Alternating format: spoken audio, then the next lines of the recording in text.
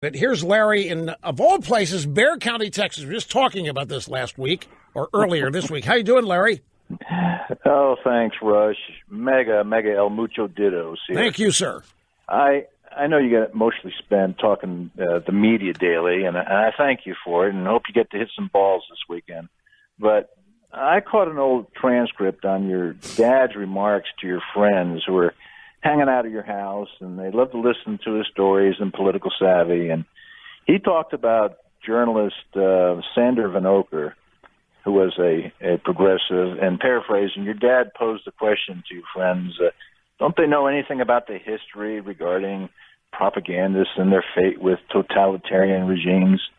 They're one of the first in the new society to be taken out, useful idiots, along with intellectual doctors, teachers, actors, etc. I thought that was really interesting. I thought it was some history that every generation needs to know. Could you elaborate on this to us all? And sure, I'd be happy to. Be careful what you wish for, type thing. Well, yeah. What my dad, what old Lair here is talking about is that over the years I have described my dad as passionate, opinionated, and fearless. And in junior high, even high school, there were many Friday nights that my friends said, let's go to your place and get your dad riled up, instead of going out trying to find a keg of beer or to the teen town dance hall or whatever it was. And so they'd come over and somebody would come up with some comment about anything in the news, and he was off and running.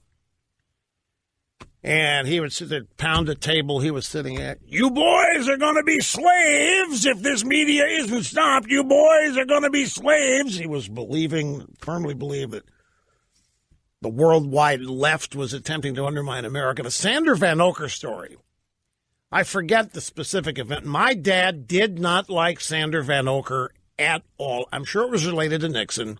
Sander Van Oker worked at NBC News and ABC, and he was a smug and smarmy, just typical arrogant know-it-all, talked down to everybody about everything. And my dad, watching Sander Van Oker to report something one time, says, you know, this guy, he loves the communists, he loves the Soviets, and what he doesn't get is that if they ever do take over this country, it's people like him that are going to be taken away first.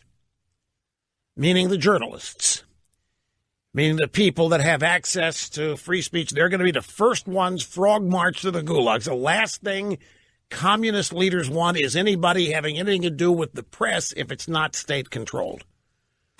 So that's what Larry is referring to, that these journalists who have all this admiration for left-wing dictators don't have the slightest idea. They don't realize that if they ever had the great good fortune to live under a dictator, they would be the first ones marched away to prison. That was one of his points. It's amazing to me what people remember as they listen to the program.